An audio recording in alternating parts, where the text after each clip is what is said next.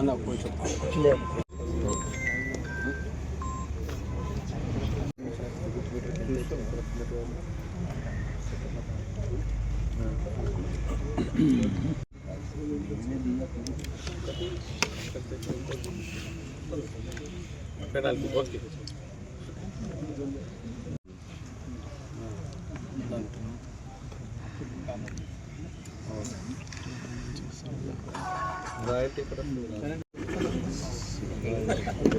అన్న ఒక 5 నిమిషాలు సైలెంట్లో పెట్టారు ఫోన్లో.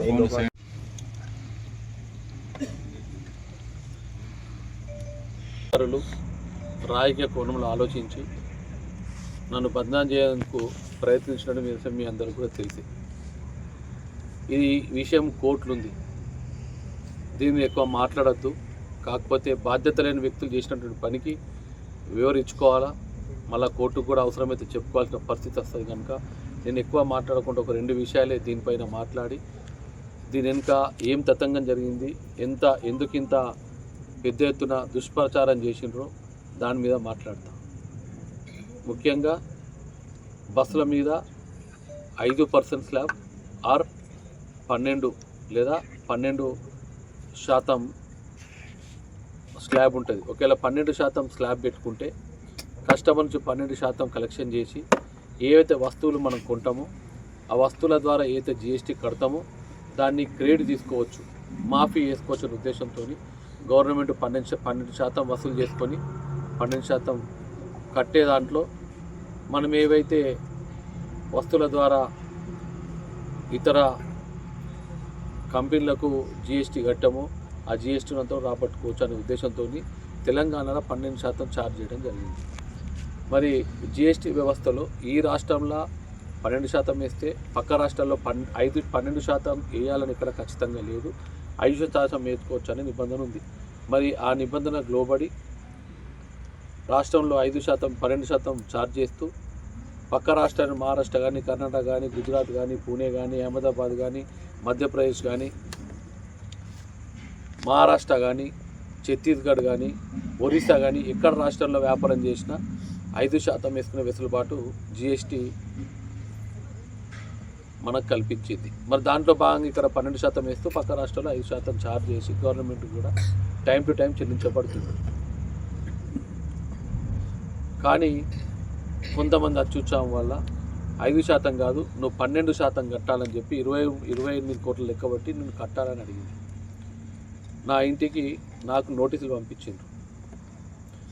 ఒక బాధ్యత గల వ్యక్తిగా నేను నోటీస్కు ఆ కంపెనీకి మేనేజర్ డైరెక్టర్, మరి నేను నా కుటుంబమే 100% షేర్ హోల్డర్ కనుక బాధ్యతాయుతంగా నేను వివరణ ఇవ్వాల్సిన అవసరం ఉంది అధికారులకు. కనుక నేను 6వ తారీఖు నాడు ఉదయాన్నే వారి ఆఫీస్కి వెళ్ళి వాళ్ళు 11 గంటలకు రమ్మంటే 10:30 గంటలకు వెళ్ళి వాళ్ళ ఆఫీస్లో కూర్చోవడం జరిగింది. ఉదయము 11 గంటలకు రమ్మన్న వాళ్ళు 11:30కు వచ్చి 11:45 విచారణ ప్రారంభించి రాత్రి 10:45 విచారణ చేసిన అనంతరం ఒక రూమ్లోకి పిలిపించి మీరు ఇక్కడ కూర్చోండి అని చెప్పి నేను అరెస్ట్ చేస్తున్నామని తెలియజేయడం జరిగింది. నేను అప్పుడు వాళ్ళకి చెప్పిన నేను చేసిన తప్పేంది, మీరు అరెస్ట్ ఎట్లా చేస్తున్నారు, నాకు నోటీస్ ఇవ్వాలా, నా వివరణ తీసుకోవాలా, కట్టగలుగుతా లేకుంటే కోర్టుకు వెళ్ళే వెసులుబాటు నాకు చట్టం కల్పించింది. మీరు నా హక్కులను కాలు రాస్తున్నారు, నేను ప్రజా జీవితంలో ఉన్నా, నేను తప్పు చేయకుండా తప్పు చేసే విధంగా మీరు ప్రవర్తిస్తారు, ఇది ఎంత మాత్రం మంచిది కాదని వాళ్ళని కోరడం జరిగింది. నా యొక్క విన్నపాన్ని పెట్టిన వారు తెల్లారి 11 గంటల కోర్టులో ప్రవేశపెడితే జడ్జి గారు క్లియర్గా చెప్పిండ్రు, ఒక మనిషిని మీరు పాడు చేస్తున్నారు, అరెస్ట్ చేయడం అంటే మీరు 28 కోట్లు కట్టాలన్నప్పుడు 28 కోట్లు ఏ విధంగా నిర్ధారించారు అనే వివరణ అడిగితే వాళ్ళ దగ్గర వివరణ లేకుండా పోయింది. సో జడ్జి గారు ఒక గంట మా అడ్వకేట్ సురేందర్రావు గారు గంట వాదోపాదాలు విన్న తర్వాత కోర్టు రిజర్వ్ చేసి సాయంకాలం 4:45 ఏదైతే రిమాండ్ జిఎస్టీ అధికారులు నన్ను ప్రవేశపెట్టారో జైలుకు పంపే ఉద్దేశంతో ఈ రిమాండ్ని కొట్టివేస్తూ నాకు ఇంటికి పంపించే విధంగా ఆ కోర్టు నిర్ణయం తీసుకున్నది. మరి వారి నిర్ణయంతో ఈ ఎట్లాడతాడు, ఈయనేమో తప్పులు చేస్తాడు. రాజకీయాలు పాడైనోడివి, పాడైపోయిన మాట్లాడేటోడికి నువ్వు ఎట్లా నిన్న జరిగినటువంటి విషయాన్ని సాంఘిక మాధ్యమాల ద్వారా నీ యొక్క చెంచా పేపర్ల ద్వారా పత్రికల ద్వారా చెప్పిస్తావు? ఇంత నిజాయితీగా ఉష్కే తక్కువ ధరకు ప్రజలకు అందిస్తుంటే దాన్ని వక్రీకరించి ఎందుకు మాట్లాడతావు? అంటే నువ్వు చేసేటి రాజకీయాలు చెడిపోలేవా? చెడగొట్టేటోడి నువ్వు. నీకు అన్యాయం జరిగిపోయేసరికి తెలివి మంత్రులు కోటేసరికి వాళ్ళని కోపంకి వస్తావు, వాళ్ళ మీద తప్పు మాట్లాడుతావు, రాజకీయాలు చెడిపోయినా అంటావు. ఇప్పటికైనా సరిచేసుకో, ఇటువంటి తప్పు పనులు మానుకో. నువ్వు చేసిన దోపిడీ అంతా ఇంత కాదు. మొన్న ప్రత్యేకంగా బాల్కొండ ప్రజలు చూసిండ్రు నిన్ను.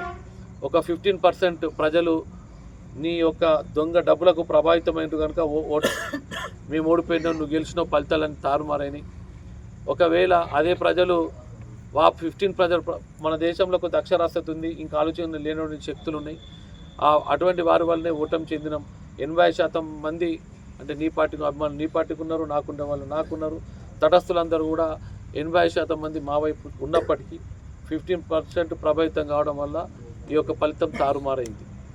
సో ఈ క్రమంలో నువ్వే పెద్ద ఉద్ధరించినట్లు దోపిడీ ధనాన్ని అంతా కూడా మాపై వెచ్చించి ఈరోజు కూడా ఎంత దోపిడీ చేస్తున్నావో మనందరికి కూడా తెలుసు.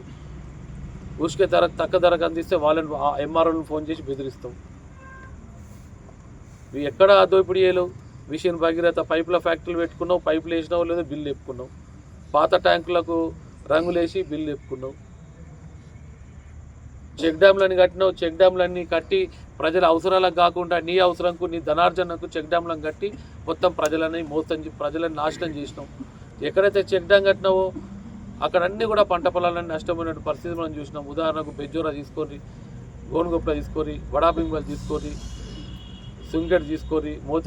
నేను నిన్న తప్పు చేసినట్టయితే కోర్టు నన్ను శిక్షిస్తుండే. నేను ఈరోజు వచ్చి మీ మధ్యలో కూర్చునేవాడిని కానీ ఈరోజు మీ మధ్యలో కూర్చున్నా అంటే కోర్టు నన్ను శిక్షించలే. కోర్టు జ్యేష్ఠ అధికారులకు చెప్పింది మీ తప్పున్నది, మీ క్యాల్కులేషన్ తప్పున్నది, ఆయనకు కోర్టు వెసులుబాటు కల్పిస్తుంది, ఆయన ఇంటికి పంపిస్తుందని కోర్టు నన్ను ఇంటికి పంపించింది.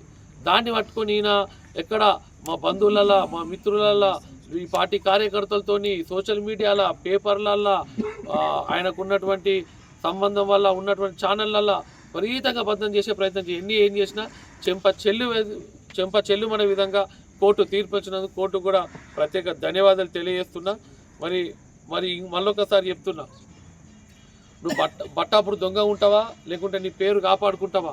నువ్వు 6 రోజులలో సంక్రాంతి లోపల స్థలం నిర్ణయించకుంటే, సమయం నిర్ణయించకుంటే నీ మీద సంక్రాంతి రోజు బట్టాపుడు దొంగగా నామకరణం చేస్తుంది బాల్కొండ నియోజకవర్గం అని చెప్పి నేను నీకు హెచ్చరిస్తున్నా. మీ వ్యాపారం అభివృద్ధి కావాలని కోరుకుంటున్నారా? అయితే వెంటనే క్యూనస్ని సంప్రదించండి. Schools, colleges, banks, shops, office promotions, land promotions, political promotions, restaurant promotions, hospital promotions, పుట్టినరోజు వేడుకలు, శుభకార్యాలు, వ్యాపారాలు ఏవైనా, సందర్భం ఏదైనా ఇప్పుడే క్యూనస్ ద్వారా తెలియజేయండి. మీ వ్యాపారాన్ని అభివృద్ధి చేసుకోండి.